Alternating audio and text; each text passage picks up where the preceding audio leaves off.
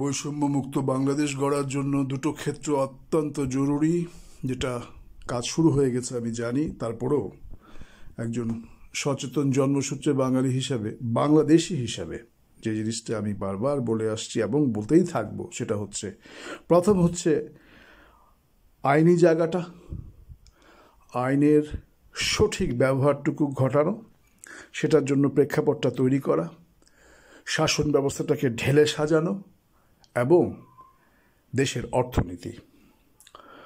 অর্থনীতির প্রসঙ্গটা দিয়ে যদি শুরু করি, কিঞ্চিত পরিমাণ যতটুকু ক্ষুদ্র জ্ঞান আমার আছে, দেশের অর্থনীতি গত 2 দশক ধরে যে কিছু নির্দিষ্ট ব্যক্তিবর্গ এবং কিছু প্রতিষ্ঠান যারা ধ্বংস করে দিয়ে গেছে এককভাবে মাফিয়া চক্রের দ্বারা, এদের প্রত্যেকটা গ্রুপ অফ ইন্ডাস্ট্রিজকে কল করা হোক, গত 2 দশকে তাদের উত্থানের যে গতি সেটাকে কি বলে, মনিটরিং করো, অডিটে যাও, মনিটরিং করো, এবং ভূমিদস্যু যারা কিভাবে তারা জমি দখল করেছে এটা সবাই খুব ভালো করে আমরা জানি। It's time to recall.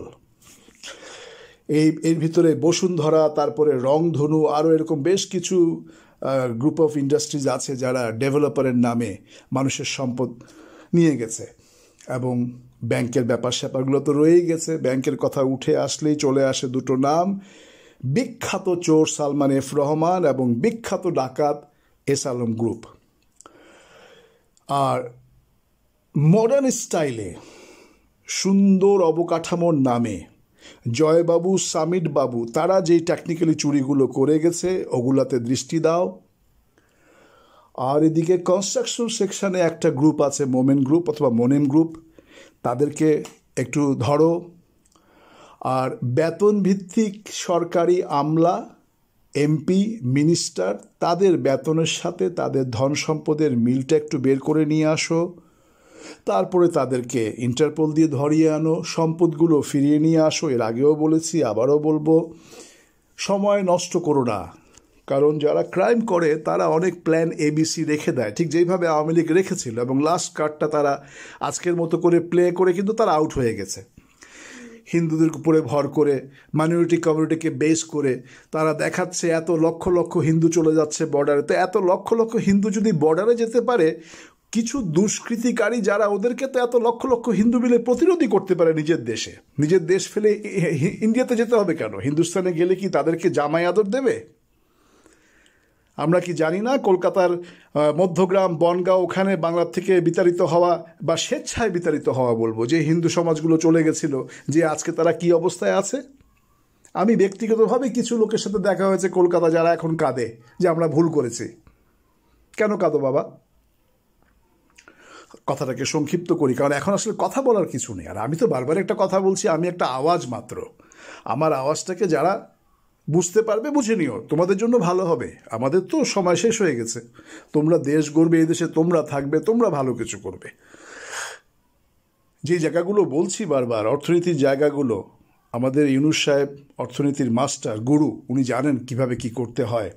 কিন্তু আমি বলছি প্রশাসনিক জায়গাগুলো, শাসন ব্যবস্থার আলোকে অর্থনীতিকে ধ্বংস করে দিয়ে গেছে যারা, তাদেরকে ছাড় দিও না বিন্দু পরিমাণ মাত্র।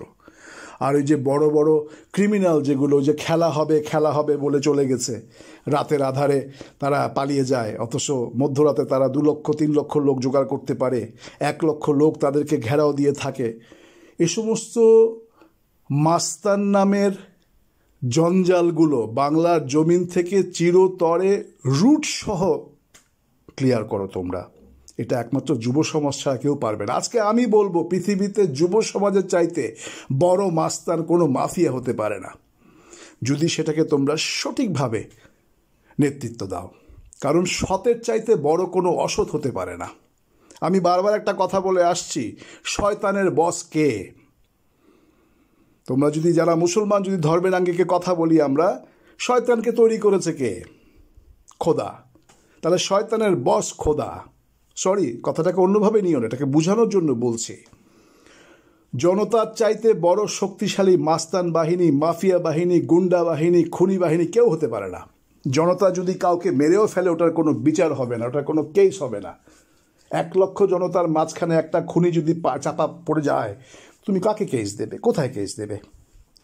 তো বাংলার জমিনে আমরা কোনো জঞ্জাল দেখতে চাই না, এটা হচ্ছে প্রথম কথা। তোমরা যে হালটা ধরেছ, বিরোধী দলের অনেক বক্তব্য শুনছি আমি, জ্ঞানী জ্ঞানী লোকজন কথা বলে বেড়াচ্ছে, এই সরকার এইভাবে থাকতে পারে না, একটা নির্বাচনী দেওয়া দরকার, হ্যান করা দরকার, ধন করা দরকার। ও শালাদেরকে সব ভিতরে ভরো, দুনিয়ার কুলাঙ্গারেরা। ওই যে বাচ্চা মেয়েটা বলেছিল না সেদিন টিকটকে, কথাটা আবার মনে পড়ে গেল আমার, নৌকা ধানের শীষ দোনো সাপের একই বিষ। এই সব শালারা একই সূত্রে গাথা। এত বছর ধরে বিএনপির বড় বড় সিনিয়র এরা কত টাকায় বিক্রি হয়েছে একটু খোঁজ খবর নাও। জামাতের কথা আলাদা, জামাত বিক্রি হয় না, কিন্তু জামাতের আবার মাথায় অন্য গ্যাঞ্জাম আছে, ওদেরকে অন্যভাবে ট্যাকেল করো। বিএনপি তথাকথিত জাতীয় পার্টির নামে যে কুলাঙ্গারগুলো আছে, এরা কিন্তু আওয়ামী লীগের চাইতে কোনো অংশে খারাপ দুশ্মন হবে না তোমাদের। বি কেয়ারফুল, মাথায় রেখো আমি কি কথাটা বললাম। দেশ যখন গড়ছ 10 বছর টার্গেট নিয়ে নামো। আর আমাদের যে সেনাপতি ওয়াকার সাহেব, ওনার কথায় ফিরে আসি, ধীরে ধীরে ভদ্রলোকটার প্রতি আমার খুব শ্রদ্ধা বাড়ছে। আমি ওনাকে ভুল বুঝছিলাম প্রথম।